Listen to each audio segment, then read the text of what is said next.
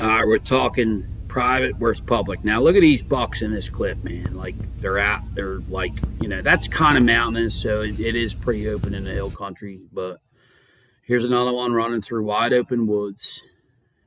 Beautiful buck. Here's another one walking down a woods road in wide open woods. I just, these are guys that I've seen online. Here's an albino walking through pretty thick to the one side, but he's walking out into wide open woods. And this next one is just, it's like something you see out like, Buckmasters or Tecumseh Ranch or something like that. Ridiculous. Here's a really, really great buck that is walking in wide open woods. I mean, just wide open. And then, I don't know why guys don't shoot right there, but, and here's a field edge, see how that buck is chasing that doe? He's chasing them into that thicket. And here's one, he's on a doe's ass. Looks like he's pretty thick, but he's trying to chase that deer into the thick. What up, peeps? 2 weeks, baby. 2 weeks. Season opens. Can't wait.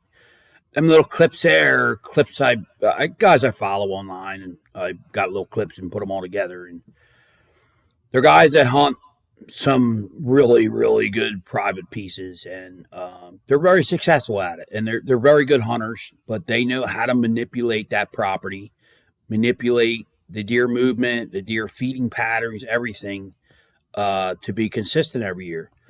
But on a private piece like that, like these ones, you can do that. When you're hunting public properties, they're the bucks are highly pressured. Even the does, they're high pressured, man.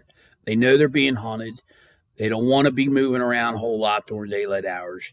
They're very skittish, and it's that much more tougher because you cannot manipulate any of that kind of stuff legally on public property. You got to go in there, scout, figure out. It's more of a mind game in public property compared to a private property where it's more laborious. You know what I mean? So I like the mind game. It's exhausting by the end of the year, but it's very enjoyable and it can be very, very satisfying. So you got to keep that in mind. And with that said, those clips there, man, are really good clips that, these guys, they hunt public property or private property, excuse me. And if you can notice, go back and watch it again, them bucks are running around in pretty much wide open oaks or, an open area type thing. And, guys argue all the time about this. So this is a very, it could be a brutal subject, private versus property or private versus public. And them deer, they're not public. Bucks like that don't run around on public property in wide open areas, even during the rut. It happens, but like you are very, very fortunate and very lucky to see a buck, some of them bucks of that caliber run around in wide open areas, even during a rut on any high pressure public area. It just doesn't happen. Now, I will say this. If you go back and watch that, and I did a voiceover as we were watching that clip, this happens all the time. This will happen. Like on a field edge like that, a buck will come out of that thick and try to chase them does back into the thick, and then he'll try to keep them in that thick and try to chase them in there. In that last video, that monster, he's trying to chase them deer. He's still on the edge of that thick into the open a little bit, but he come out of that thick, and he's trying to chase them does back into that thick so then he can feel more comfortable chasing them around. So that's just how they work, man. That's how they get big. Any buck that's chasing does outside in an open area like that, he's going to die.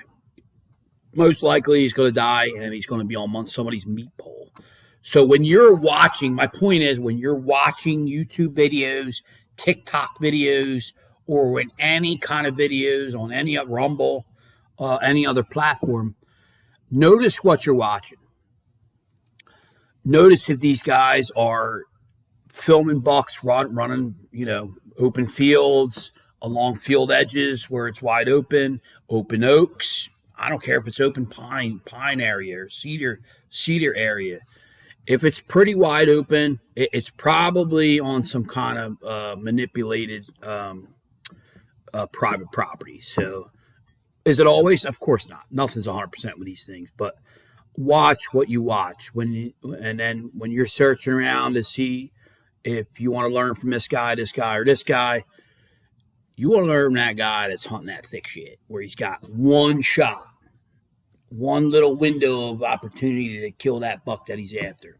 There's not shots over here and going around in a tree in 360. He's probably got branches all behind him. He knows where the deer are coming from. Okay, they're coming from that way. I have one window this big to shoot through. That guy knows what he's doing.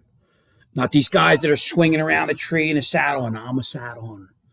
It's just not good. It very rarely happens, man. So you got to watch what you are watching and trying to learn from. The guy I'm talking about that has that little tiny window and you can't even see him in the tree, he's got one shot, that's the dude to be watching and trying to learn from because he knows his shit. So, guys, just a short one today. That's it.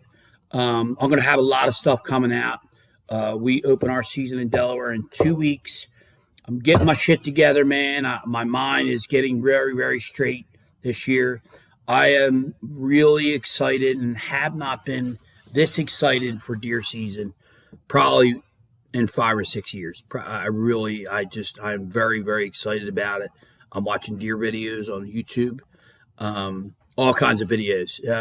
I'm giggling at a lot of them, and I'm thinking, you used to educate people, now you just want to sell stuff. So, watch what you watch with that crap too. So, yeah, just watch what you watch. And, make sure you're watching the right content for the areas that you hunt. Like, try not to watch guys that, hunt Iowa and you hunt Maryland or New Jersey or Delaware or Pennsylvania. The terrain's a lot different. It's a lot different hunting techniques and tactics. I mean, it's just probably not going to be very educational for you. If you live in New Jersey, you want to find a guy that lives in New Jersey or Delaware or even like any kind of flat country on the East Coast and learn from them. You don't want to learn from a guy that hunts Pennsylvania in the mountain country when you live in an area and you're trying to hunt, flatland swamps. I mean, it is all relevant to each other and related to each other in a way, and you'll learn that, and down the line you will learn that. You can use a lot of tactics and stuff that you do in flatlands and use it in the mountains, and same thing with the mountains and learn it in the flatlands. But when you're just trying to learn, keep it simple and watch guys that live in your area. There's a million deer hunting friggin' channels out there. I'm just one. So I live in South Jersey. I probably hunt one of the most absolute super pressured states in the entire country because there's so many people that live here. There's just so much pressure. Gun clubs, bait piles, walkers, everything. We have everything here, and it's small. We have a lot of really good properties up like to the southwest. New Jersey is really good hunting opportunities, and there's some really good hunting opportunities for larger bucks up in the northwest of New Jersey on the border of, I guess it would be Pennsylvania or one of them. So, that's a really good area, but this channel is not going to have 140, 150, 160 inch bucks on it. It's just, I think guys like me that hunt areas that they're just not around here. I just want to tell you that we're not going to have that a whole bunch. I might get one down in Delaware. Delaware has good hunting like that, but it's super small and super, super pressured. So, and the earlier the season is and the later the season it goes on, the more pressure it gets, because especially in gun season. So you got to keep that in mind. Whoever you're watching and trying to learn from on YouTube or TikTok, try to stick with the local guys or guys that are, hunt very, very similar terrain than you. And you're going to learn a lot more. And you're going to realize, okay, that's why he's saying that. So thanks for watching. Be safe out there. Guys, aim small and you'll be successful. And start shooting that bow. Keep shooting that bow, man. and get it automatic. Start practicing your system. Don't go one stick and sit in your platform or your stand in your backyard. Go up into the woods and use your whole system. Use 3, 4, 5 sticks and practice that way. Please do not practice your climbing techniques in your backyard with one stick. It's just not realistic. Use everything you're going to use, and if you can, put your hunting clothes on. Use your hunting clothes and do just what you would do in a hunting situation. You're going to learn so much more, and you're going to get more quicker and all that from doing that. So thanks for watching. I don't want to take any more of your time up. And as usual, subscribe and like to the Buck Site. Peace!